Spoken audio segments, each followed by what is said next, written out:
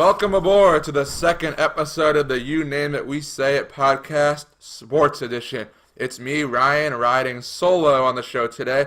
Pat is out and will be back with us next episode. Today's show will focus on the NBA playoffs and the coaching carousel that is turning left and right with a lot of names up in the air who will get these great jobs. There are so many interesting storylines going on throughout the National Basketball Association, and I will give my opinions on many of those topics. I will also answer your questions, the listeners. Thank you for sending in your questions to me. I really appreciate it. I will do my best to answer them to the best of my ability. Make sure you're following us on social media at You Name It, We Say It. Please view and share each episode, and let's get this show on the road. The first thing I will get into is, in my opinion, the most boring series of the first round, the Warriors and the Spurs. The Warriors are playing without, in my opinion, their most important player. Notice I didn't say their best player. I think Kevin Durant is the best player on that basketball team, but I'm of the belief Stephen Curry is their most important player. Now, in this series, I don't think it really matters just because the Spurs don't have the talent to compete with Golden State.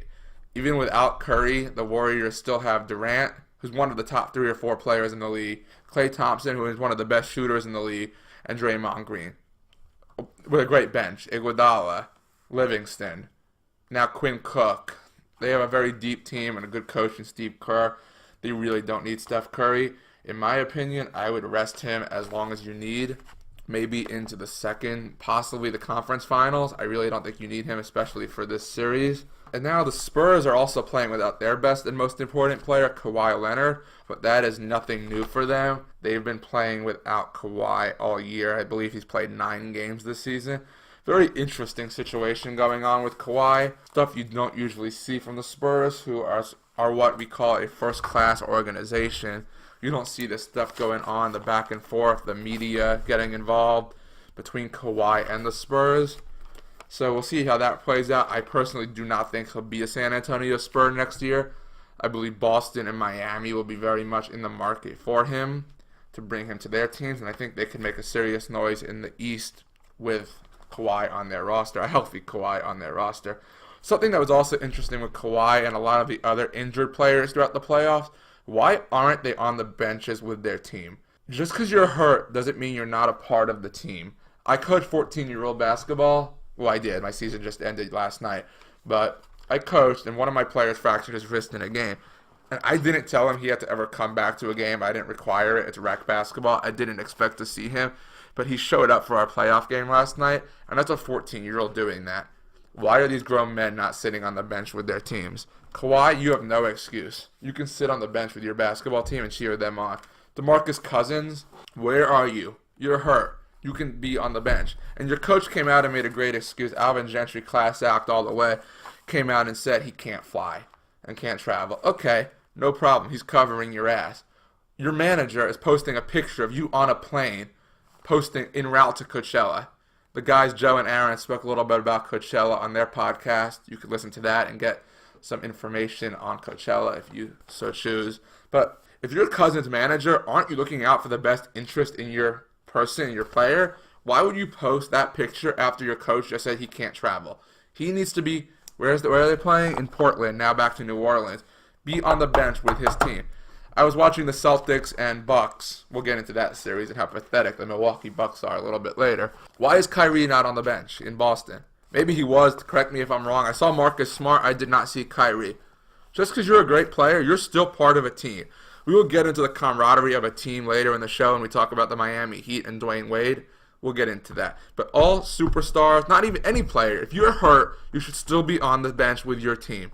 You're part of the team, hurt or not. Be there to support the guys who are playing. Now, something that catches my eye is Greg Popovich. Greg Popovich is a future Hall of Famer, one of the best coaches of all time. People ask me, can Pop pull out a win in this series? Pop is great, but he can't do it with this group. He doesn't have enough. I'm looking at their roster. They have Manu Ginobili, who's ancient basketball-wise. They have Pau Gasol, Tony Parker, all ancient players.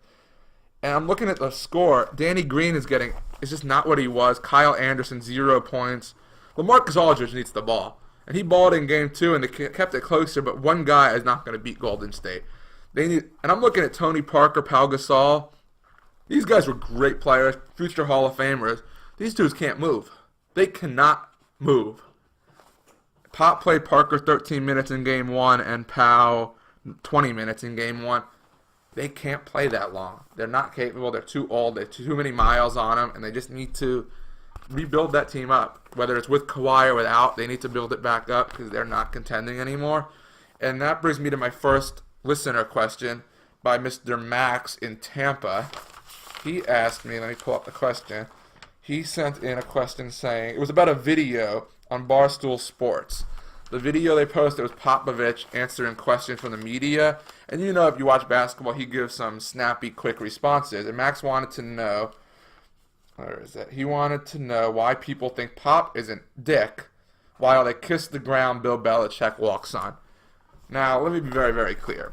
If you stay with the show into football season, you'll get my opinions on Bill Belichick. I'm not a Bill Belichick fan. I think he's one of the two nastiest people in sports, him and Nick Saban. I can't stand either one of them. I think Pop is misunderstood. I think Pop is so smart. He's a little arrogant with how smart he is. But from what I hear about him, he's very intelligent and very nice to the media. The media really like him. I remember when Craig Sager was sick with cancer, he was always there, sending packages, checking in on him. I think he does it, one, for fun and to mess around, and two, prove a point that he's a coach and he doesn't want to be bothered during the game with questions. Belichick, on the other hand, he's just not a good person. The difference between Pop and Belichick, when you ask Pop a question, he'll give you an answer related to the question. For example, you'll ask him at one of the timeouts, why are you guys struggling to score? And he'll say the ball's not going in the basket. Yeah, it sounds like an asshole answer, but he's answering the question. You ask Belichick, why didn't you score any touchdowns today? He'll say, we're on to Buffalo. You're not answering the question. You're purposefully being an asshole to someone trying to do their job. Pop's answering the question. He's just saying, that's a stupid question. I'll give you a stupid answer in response. That's my opinion on that situation. Thanks for the question, Max. I appreciate it. Now we get into another series, the Pelicans and the Blazers. The 6-seeded Pelicans are beating the Trailblazers 2-0. Two great road wins for Anthony Davis and the Pelicans. Yeah, something about the Pelicans that catches my eye. Any Celtic fans can attest to this. Rajon Rondo, that brother turns into another player when the playoffs start. He balls out in the playoffs. He can have a horrible regular season, and the playoffs come, he just turns into Steve Nash, Jason Kidd. I think he had, 17 assists in game 1? Yeah, 17 assists in game 1. Last night he hit the game-clinching 3 in the closing seconds. He's not a three-point shooter. 16, 10, and 9. Almost had a triple-double last night on the road. He's playing great. Drew Holiday, their role players are stepping up. Anthony Davis is big time. I think he's a top 3 player in the league. He is big time. He's performing at a big time rate, but their role players are stepping up. Drew Holiday, he's so underrated. This guy is shutting down Damian Lillard. Before Damian Lillard knows it, he's going to be rapping back in his rapping music studio because he's not going to be playing basketball much longer, the way Drew Holiday is locking him up. So I'm really impressed with the Pelicans. Can Portland get back in the series in Game 3? I think they can, but Terry Stotts needs to find a way to adjust to get Damian and C.J. McCollum going because they Lillard 17 points on 7 for 18 shooting, and McCollum not 22 on 9 of 21 shooting. They need to be more effective. They don't have enough players besides them to carry the load if they're not playing well. So the two of them need to get it going, or I could see New Orleans taking this in 4 or 5 without a doubt. I do think the series is not over because I trust Damian Lillard and McCollum. I think they're big-time players. I think they'll play well in Game 3. I think it'll be 4-1, 4-2 New Orleans. I still think they'll find a way to hold on and win this series. The series, the Thunder and Jazz. The Thunder lead at 1-0.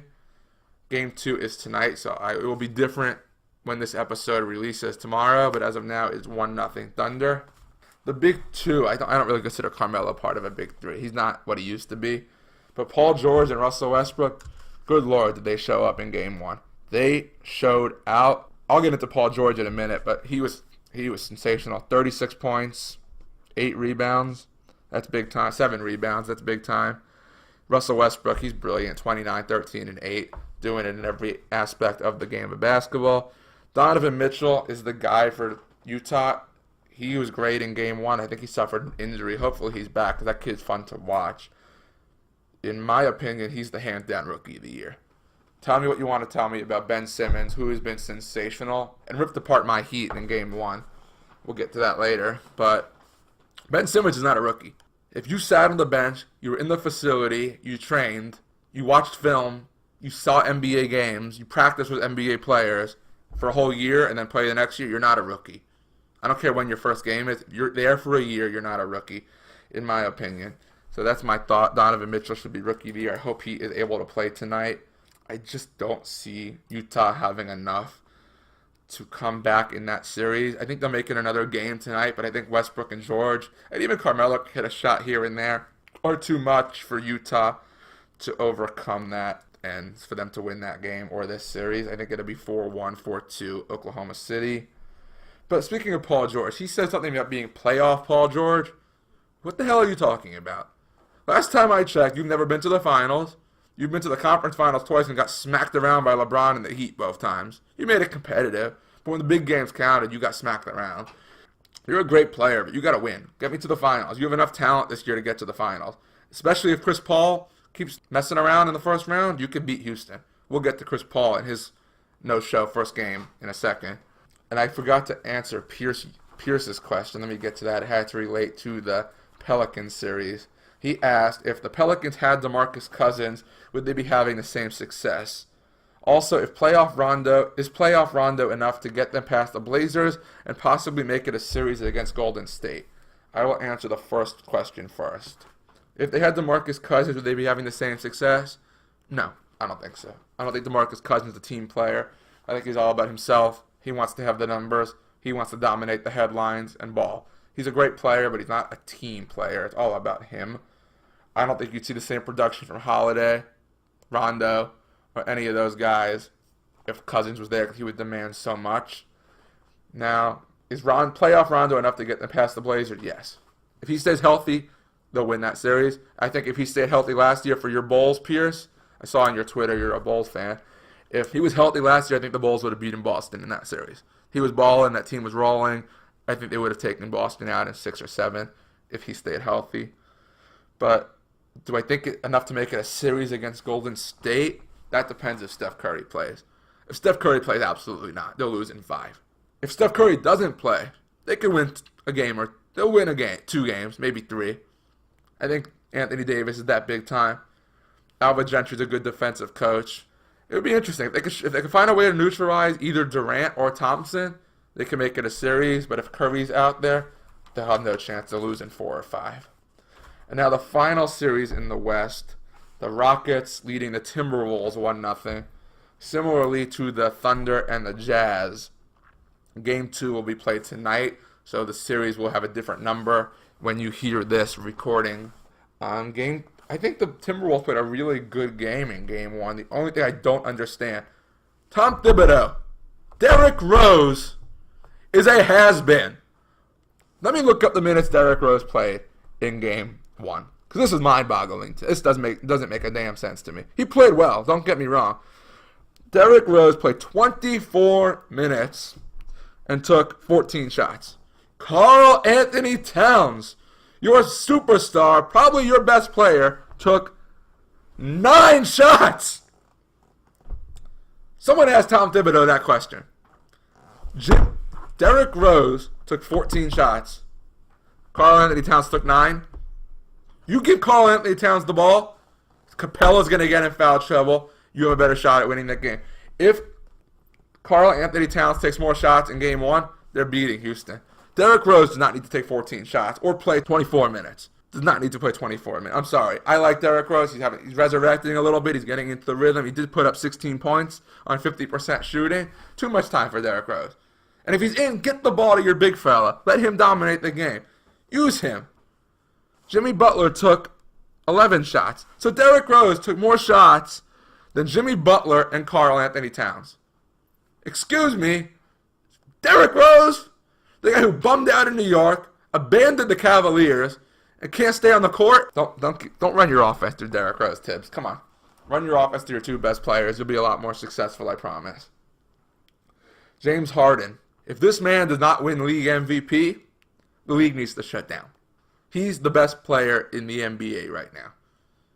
He's the best player in the NBA right now, and he proved it again in Game 1. The dude put up 44 points, 4 rebounds, 8 assists. And he shot 15 to 26. He shot almost 60% from the field, so not a bad shooting night either. He's going to resurrect his playoff woes, I promise. He's that big time. Clint Capella, 24 and 12. Hassan Whiteside of Miami, you're going to sidetrack for a little bit. Watch Clint Capella and the way he plays. Mimic that. Do what he does. You'll be a lot happier, and Heat fans will be a lot happier. We'll get to Hassan in a couple of minutes. James Harden, if you want to get to the finals, you better have a talk with your State Farm commercial buddy, your teammate, CP3. I call him CP0 in the postseason for 0 rings, 0 finals, 0 conference finals. You got to play, Chris Paul. 14 points, 3 rebounds, 4 assists on 5 for 14 shooting, 35%. Chris Paul, come on, man. Little Monday Night Football for you. Come on, man. Why can't you play in the playoffs? You had a decent young team in New Orleans. I get it. Not enough to win. Get to L.A. La La Land. Couldn't win with Vinny Del Negro. They bring you Doc Rivers. You have Blake Griffin. You have DeAndre Jordan. You got shooters. Can't win there. Okay, you had injuries. No big deal. I get it. You get to Houston. You got James Harden. Yeah, you won Game 1, but you didn't show up. You rode James Harden's coattails to Game 1 win. And if you don't show up, Chris Paul, yeah, they'll get by Minnesota. But you sure as hell better hope you don't play Oklahoma City in round 2. Because Russell Westbrook's going to bring it. He's going to bring it every night of that series, and he's going to make you work. You don't want to play Oklahoma City if you're not going to show up. James Harden's not going to beat Oklahoma City by himself. James Harden and Clint Capella are not going to beat Oklahoma City by themselves. Because Paul George is a damn good defender, and Steven Adams is a damn good player. And they'll neutralize Capella and Harden. Chris Paul's got to show up. Eric Gordon, too. I'm not going to let you go unscathed. 7 points in 30 minutes, 3 for 10 shooting. Show up. Shut me up. When I come back next week, play well the next couple games, and shut me up, Chris Paul. I need to see it from you. You're a nice guy. I met you. I'm a fan of yours. I want to see you win. I want Houston to come out of the West. I love Chris Paul, and I love James Harden. But I can't let Chris Paul off the hook for constantly not coming up in playoff games. Not coming through in playoff games. It's enough already. Those are my thoughts on the Western Conference playoffs. We will get into the East, some coaching carousel question statements, and discuss some more of your questions. The first series out east, down east, is the Raptors and the Wizards. It's the first one I've noticed. First game of the Eastern Conference playoffs. Raptors leading that 2-0. Raptors aren't going to lose this series. They might not lose the game. Maybe they'll lose one if John Wall could put the team on his back and win a game. But I don't think so. I think Toronto's going to take that in 4 games. They're snapping their streaks. They lost 10 straight playoff game 1s. They came out. They won game 1. Struggled a little bit. Found their rhythm, but they won. DeMar DeRozan struggled a little bit in game 1. Really bounced back in game 2. That boy balled. He was terrific. He put up, let me take a look, 37 points on 14 of 23 shooting. He was great. The kid was great. And Lowry, we're waiting on you, man. Same thing that's going on with Houston. One guy's not winning it in the East for Toronto. Just like James Harden's not going to win it for Houston out West, DeRozan's not going to win it for Toronto out East. He needs you, Lowry. You can do it. You're a good player. You're not decompressing in the locker room this year. That's a good thing. At least you're finishing the game. But keep going. They need you. You'll get through Washington. But if you got to play LeBron in the next round, they need you. Every time you see LeBron, you and your whole team shrivel up like an old woman in Boca. Don't shrivel up. Don't shrink to them. Be fierce. Play them. You guys are a good team. You're great all season. You can beat them. They'll win that series in 4. And I hope, for their sake, they don't play Cleveland, because Cleveland is their kryptonite. Celtics and Bucks. I have 2 way different opinions on this. I'm going to talk about the lowly Milwaukee Bucks and how pathetic this team is. Joe Prunty, the interim head coach for the Milwaukee Bucks. How the hell did you get a head coaching job? You looked like a middle school coach out there compared to Brad Stevens. I watched that game. I didn't watch game 1. Or not the whole game. I watched the end of game 1. But I watched all of game 2. What did you do? What was your plan going into the game? I saw nothing to match what Boston had. You had no defense. Jaylen Brown looked like Michael Jordan. Shane Larkin, who I loved, go Canes. He dominated the game. He looked like the second coming of Jason Kidd. He was great. They couldn't stop him. And then on offense, there was no offense. One-on-one isolation, Antetokounmpo or Middleton. Nobody else. Jabari Parker, how do you do? Let's check. Let's see how Jabari Parker did. Jabari Parker, 0 points. 0 points for Jabari Parker. I don't understand. Antetokounmpo 30, Middleton 25. Nobody else did a damn thing. And Eric Bledsoe, if you're going to talk the talk, you better walk the walk. Shut the hell up. You're going to call out Terry Rozier. Who the F is Terry Rozier? Excuse me. Terry Rozier dropped 23 on you. You better learn who Terry Rozier is before Game 3 and that series heads back to Milwaukee. Because if you don't learn who Terry Rozier is and you let him do what he did to you, again, you're going to get swept. Now, I do think Jason Kidd deserved to be fired. I don't think Jason Kidd should have ever been hired as a head coach. He needed his time as an assistant. I don't believe in that whole go straight from playing to coaching. You saw the debacle in New York with Derek Fisher, and now Jason Kidd has been fired or has left 2 jobs in a few years. So that's my thought on the Bucks disaster of an organization. Giannis is great, and if I'm Giannis, I'm getting the hell out of there. Get the hell out of that organization, because they have no clue what they're doing. No idea. Now to the Celtics. I'm an Eric Spoelstra guy. I'm a Greg Popovich guy. This man, Brad Stevens, he's 2 things. A brilliant basketball coach and a magician. What he does with the talent he's got on that roster without his best player, without his best defensive player in Marcus Smart, is unbelievable. Unbelievable what this man is doing. He's got very little. He's got all young kids and Al Horford. They're going to win this series in 5, maybe 4. And I'm a Heat fan. I think we could take Boston if we get past Philly. But I don't want to play him. I don't want to go against Brad Stevens. I don't want to go against him. He's big time. He was big time at Butler, one with a bunch of kids nobody's heard of. Made it to the Final Four twice. Winning in the Celtics without his best player. Without his 2 best players, if you count Gordon Hayward, who hasn't played all year. Still the number 2 seed in the East. This guy's special. This guy is a elite basketball coach and an elite magician. And a good cook, too. He's a good chef. He takes... or a mechanic, whatever you want to call it. Give him a bunch of parts, he'll make them work. Same for Eric Spoelstra in Miami and Pop in San Antonio. Those are the 3 best coaches, in my opinion. We'll discuss that on another day. But what this man does is absolutely incredible. Jaylen Brown, man, this kid, and Tatum, the league better hope. If when Kyrie and Hayward come back with these kids, Brown and Tatum, and then Horford in the middle, whew, LeBron better go get himself somewhere. Because this Boston team is really good. LeBron better go somewhere where he can win. I don't know if he could get by this Boston team. I don't know if he could get by Indiana. We'll get into that in a second. But, man, is Brad Stevens special. Now my series. My Miami Heat versus the Philadelphia 76ers. Trust the process versus the culture. 1-1 series. A lot to talk about in this series. Joel Embiid, let me pull up, made a post on Instagram saying, what was this post? He said, I'm fucking sick and tired of being babied. I have no problem with that, what he's feeling.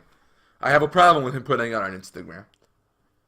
It gives kids who are playing the sport, it's teaching them what not to do. Don't go behind your coach and organization's back and put it on Instagram. Go to your coach or your general manager and tell them you want to play. I believe he should be playing. He has an orbital bone fracture. Put on a mask and get the hell on the court. Go play. If you get hit in the eye again, you'll sit out all summer. You'll be back for the regular season. Go play. As a Heat fan, I hope he doesn't play because I want to win the series. He's a great player. But I don't see why he can't. If he wants to play, let him play. And then another thing I think is important to bring up. This whole notion of vintage Dwayne Wade. Dwayne Wade is my favorite athlete of all time. Good guy, good player. Every time Dwayne Wade does something, which is often, something special, a special move, a special play, a big shot, you hear the 2 expressions. or three expressions. Vintage D Wade, Father Prime, and turning back the clock. Last time I checked, other than that year and a half hiatus he took in Chicago and Cleveland, which should have never happened, he's been doing this. This is not vintage. The last playoffs he played with Miami, he was terrific. He shut up purple shirt guy in Charlotte. He dominated Toronto. If Whiteside and Bosch didn't get hurt, we'd probably win that series and are playing in the conference finals. Dwayne Wade's been doing this. He's been doing this. This is not vintage. Gabrielle Union said it best. He does this. These are his moments. When Spo said it, when he puts on that Miami Heat jersey, nothing else matters.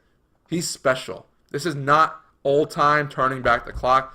He continues to do this and will continue to do this as so long he's wearing a Miami Heat jersey. Something else Dwayne Wade did. I saw this today before the show. And this is something interesting. We talk about players all about themselves. DeMarcus Cousins, LeBron James, we'll get into him in a second. Dwayne Wade did something today that I thought shows what a great team leader is. Pat talked about this last week, that Dwayne Wade's a superstar without being what was the word he used? A piece of shit. Dwayne Wade had his white hot sneakers, because white hot Heat playoffs in Miami. He had every one of his teammates sign the sneakers. A reporter asked, why are you having all your teammates sign the sneakers? I'll read you the direct quote Wade said. I had all my teammates sign all my shoes today. As I told these guys, at this time of the year, honestly, after All-Star break, it's not about the individual. It's not about your numbers. It's not about anything. It's about winning. It's about family and this brotherhood. I like to show them in different ways that I really believe that message, and I don't just say it like a cliche. If you get a leader like Dwayne Wade, you win championships. You surround him with the right guys, you win championships. You surrounded him with LeBron, Bosch, Allen, Battier, Miller. If I'm leaving anyone else in those teams out, I'm sorry. Rio, Norris, Cole.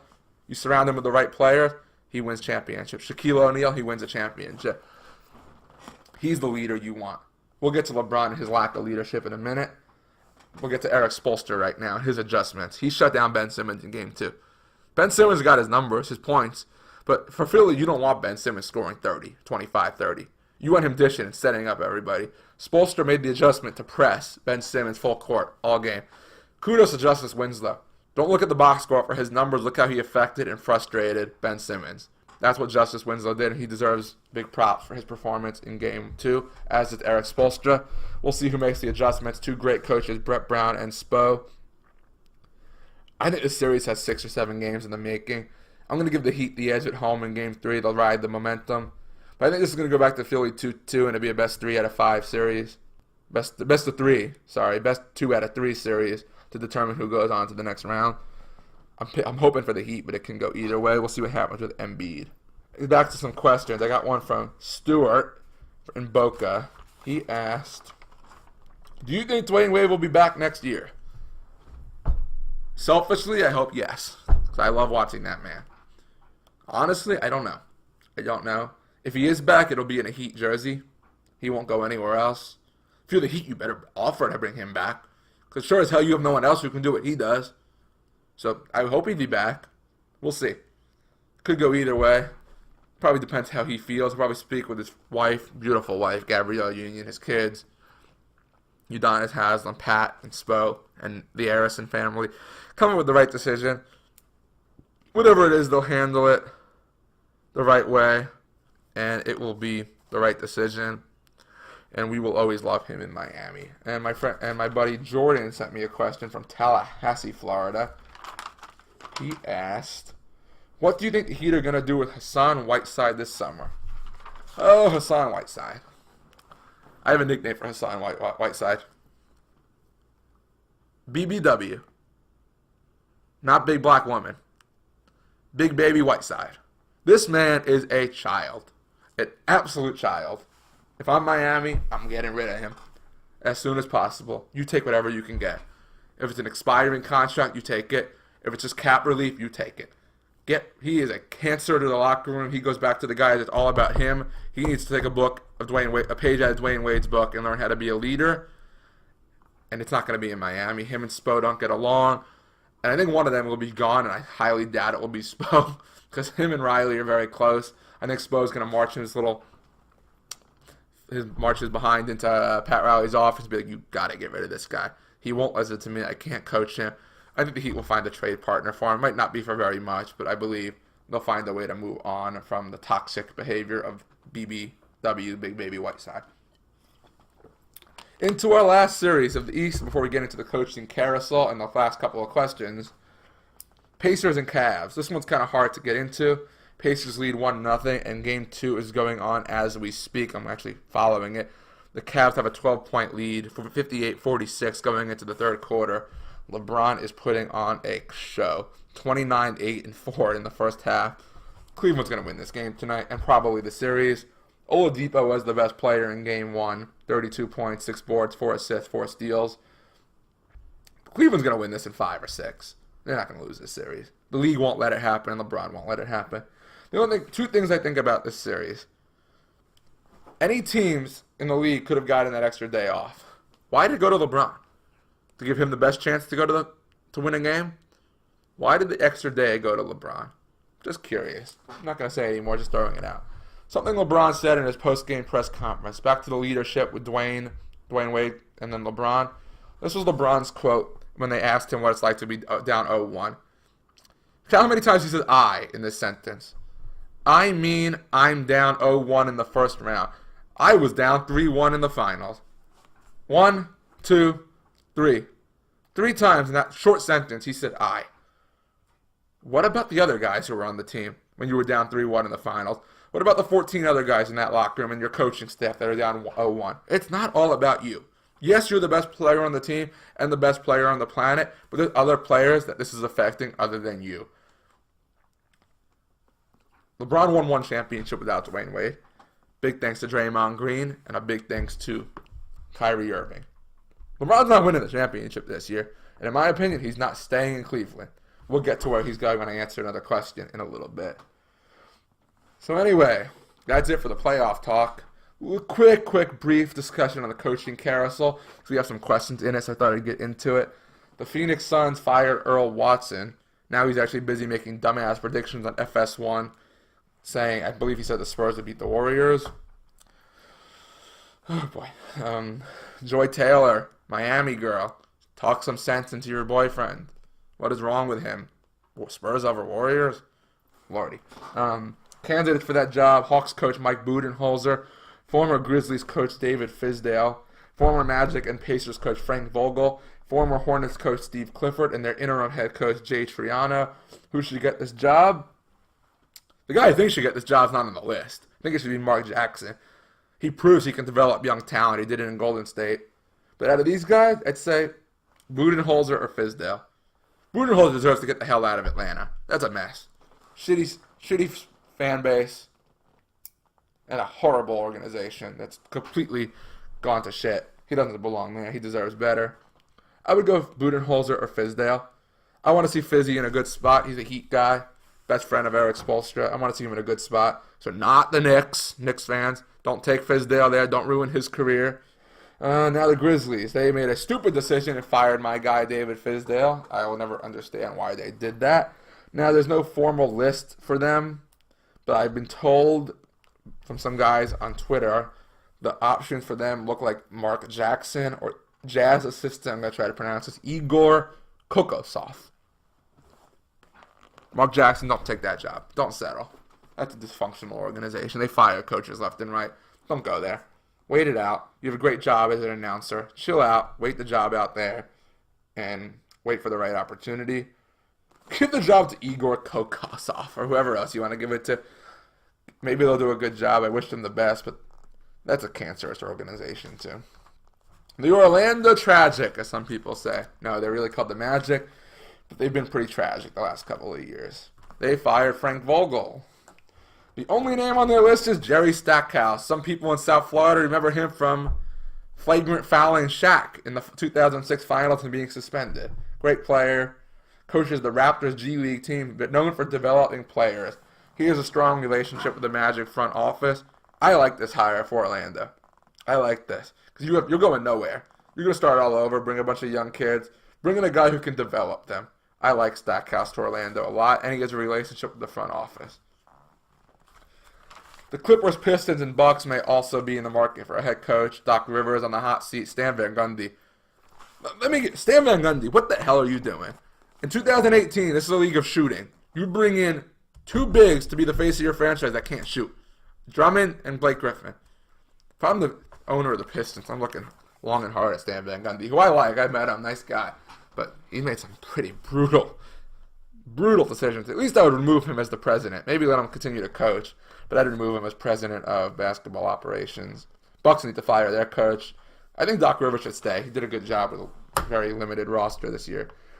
Hornets fired Steve Clifford. They have not named any candidates. And the New York Knicks, back in the news again for negative reasons, like all teams in New York. Back in the news again. They fired Jeff Hornacek, who they should have never hired.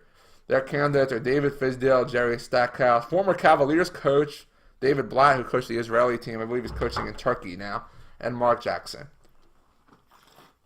This is the two-man race. This is between Blatt and Jackson.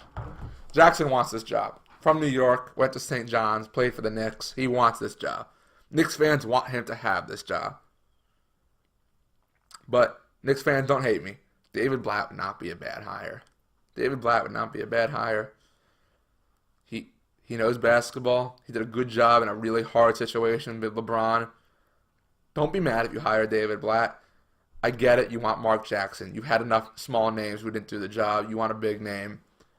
And I'm okay with Mark Jackson. I think he'd do a nice job too. I'd go Blatt or Jackson either way. I think it's a good hire. And again, I don't want to see my guy David Fizdale there. Question from Connor. And a question from Miles. Miles' question was, who are your top 5 playoff performers so far? I'll give it in no particular order. Dwayne Wade, Jaylen Brown, Paul George, Anthony Davis, James Harden. Too hard to do this early in the playoffs. I'll make a list when it comes out. All of those guys have been crucial in their team winning whatever games they've won so far. You can make a case for Drew Holiday as well. He could easily be on that list. You could take any of the guys. You could put Drew in there. Yeah, you could put Russell Westbrook in there.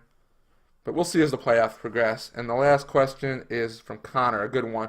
Best landing spot for LeBron, and where do I think he will go? Best landing spot, basketball-wise, not for his legacy, Houston.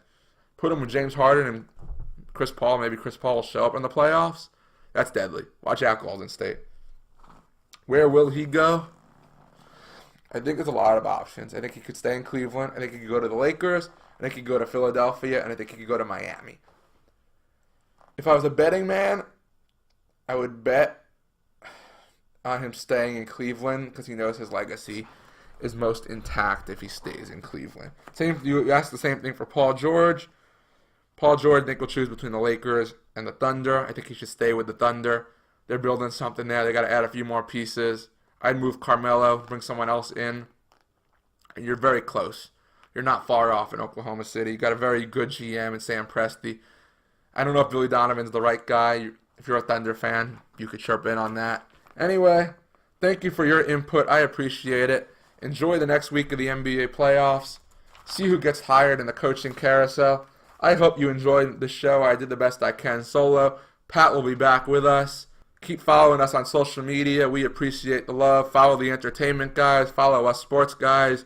We're building it, and we can't build it without you guys. Love you. Have a good week, and we will talk to you next time on You Name It, We Say It Sports.